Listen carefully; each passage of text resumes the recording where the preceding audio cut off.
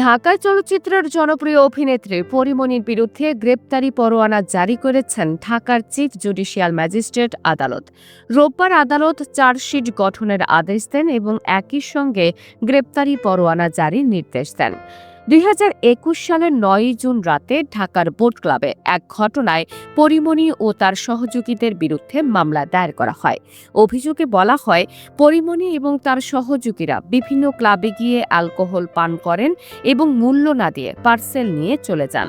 Boat ক্লাবের সভাপতি নাসির উদ্দিন মাহমুদ মামলায় উল্লেখ করেন, ওই রাতে পরীমনি তাকে অশ্লীল অঙ্গভঙ্গির মাধ্যমে আকৃষ্ট করার চেষ্টা করেন এবং বিনামূল্যে অ্যালকোহল পার্সেল দেওয়ার জন্য চাপ দেন। নাসির রাজি না হওয়ায় পরীমনি তাকে গালমন্দ করেন এবং হত্যার হুমকি দেন। পরীমনির বিরুদ্ধে দণ্ডবিধি ৩২৩ এবং ৫০৬ ধারায় অভিযোগ গঠন করা হয়েছে। ৩২৩ ধারা স্বেচ্ছায় আঘাত করার প্রমাণিত হলে সর্বোচ্চ ১ বছর কারাদণ্ড। ৫০৬ ধারা অপরাধমূলক ভীতি প্রদর্শনের ক্ষেত্রে সর্বোচ্চ ২ বছর কারাদণ্ড। বাদীপক্ষের আইনজীবী আবুল কালাম মোহাম্মদ সোহেল জানিয়েছেন, তারা সর্বোচ্চ শাস্তি চাওয়ার জন্য আদালতে আবেদন করেছেন।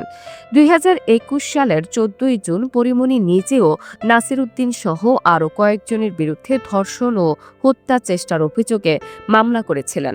তবে পুলিশি তদন্তে এসব অভিযোগের সুনির্দিষ্ট কোনো প্রমাণ পাওয়া যায়নি। এই ঘটনার পর থেকে সামাজিক মাধ্যমে বিষয়টি নিয়ে ব্যাপক আলোচনা হচ্ছে।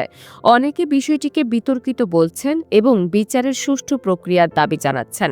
পরীমনি ঢালিউডের একজন আলোচিত তারকা। তার বিরুদ্ধে এই মামলাগুলো চলচ্চিত্র অঙ্গনে যেমন আলোড়ন তুলেছে, তেমনি তার ব্যক্তিগত ও পেশাগত জীবনে প্রভাব ফেলেছে।